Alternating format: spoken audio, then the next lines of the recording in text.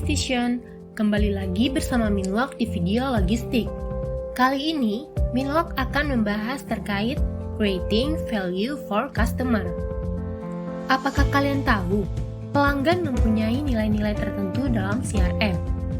Sebelum kita lanjut, kita harus mengetahui terlebih dahulu, apa itu nilai pelanggan?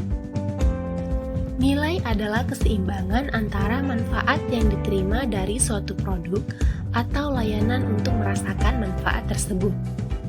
Nilai yang berasal dari pelanggan merupakan satu-satunya nilai yang dapat diciptakan oleh perusahaan. Nilai itu yang akan dimiliki di masa sekarang dan masa yang akan datang. Apabila perusahaan berhasil mempertahankan, menumbuhkan, dan mendapatkan pelanggan, suatu bisnis tersebut dapat dikatakan sukses. Selanjutnya, sumber nilai pelanggan yang berasal dari bauran pemasaran. Eugene McCarthy mengelompokkan komponen-komponen untuk menciptakan nilai bagi pelanggan ke dalam klasifikasi yang dikenal sebagai 4P: produk, harga, promosi, dan tempat. Nilai berbasis produk diciptakan untuk pelanggan melalui inovasi produk, manfaat tambahan, bundling produk layanan, branding, dan sinergi produk. Di antaranya, pada customer value terdapat faktor-faktor yang membentuk nilai manfaat yang dihantarkan kepada pelanggan. Berikut ini terdapat beberapa tujuan dari inovasi produk, yaitu 1. Meningkatkan kualitas, 2. Mengurangi biaya tenaga kerja, 3. Menciptakan pasar baru, 4. Memperluas jangkauan produk, 5. Mengganti produk atau layanan, 6. Mengurangi konsumsi energi. Pada nilai produk terdapat paket produk layanan. Paket produk layanan adalah praktik menawarkan paket barang dan jasa kepada pelanggan dengan satu harga. Bagi pelanggan, bundling dapat mengurangi biaya uang, pencarian, dan psikis. Bagi perusahaan, ada penghematan dalam penjualan dan pemasaran. Pada nilai produk juga terdapat merek. Merek atau brand adalah nama, istilah, tanda, lambang atau desain, atau kombinasi semuanya yang menunjukkan identitas pembuat atau penjual produk atau jasa.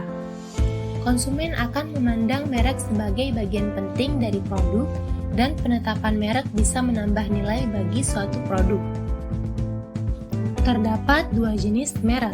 Yang pertama, manufacturer brand, dan yang kedua adalah private brand.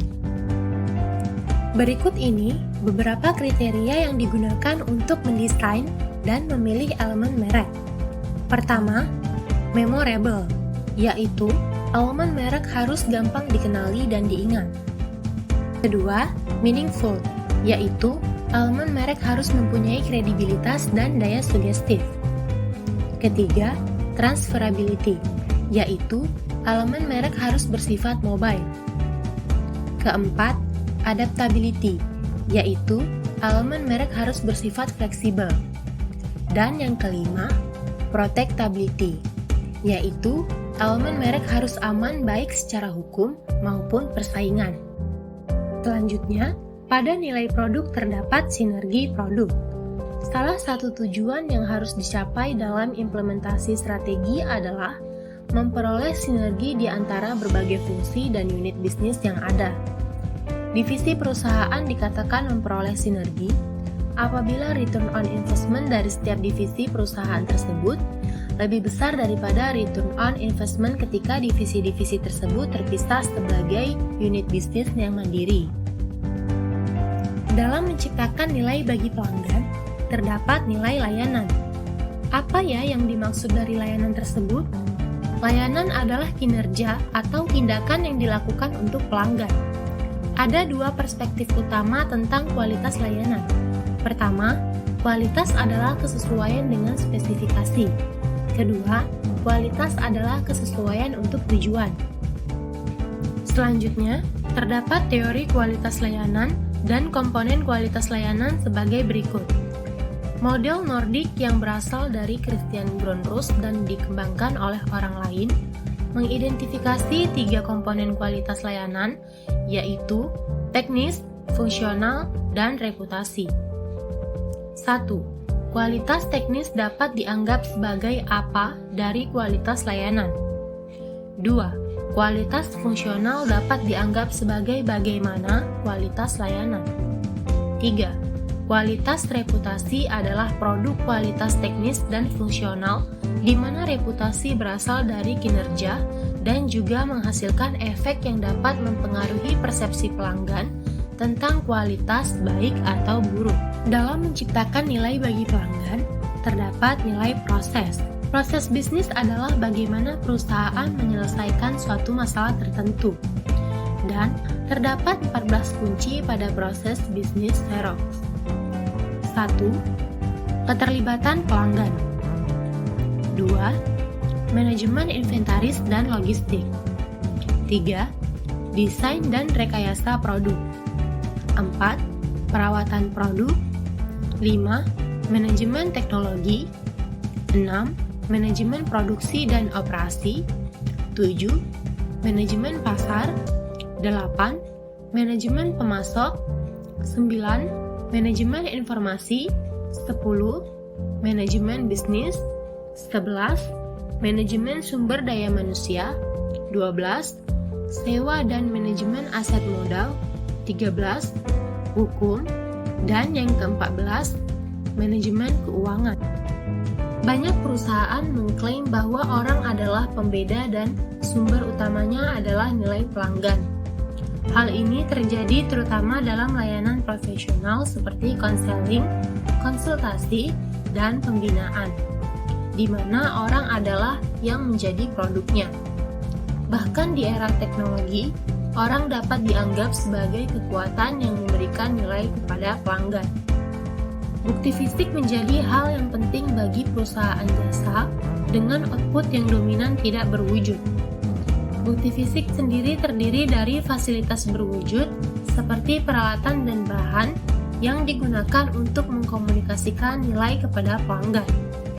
Bukti fisik juga meliputi tempat perusahaan, termasuk lingkungan internal dan eksternal, materi cetak, situs web, seragam perusahaan, dan corak kendaraan perusahaan.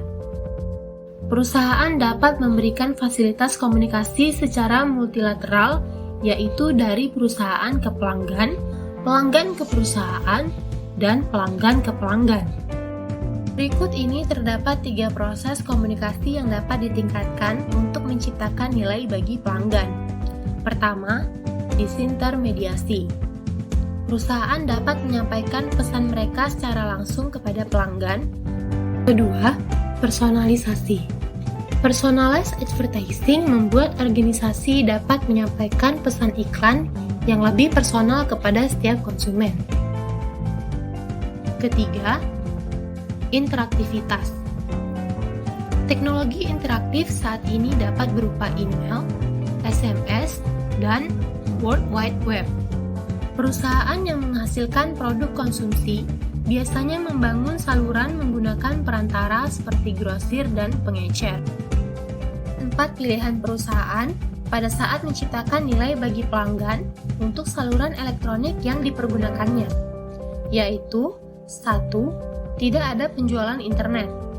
2. Penjualan online hanya dengan reseller. 3. Penjualan online hanya dilakukan oleh produsen. 4. Penjualan online dilakukan oleh banyak pihak. Sekian dari video ini, sampai jumpa di video selanjutnya.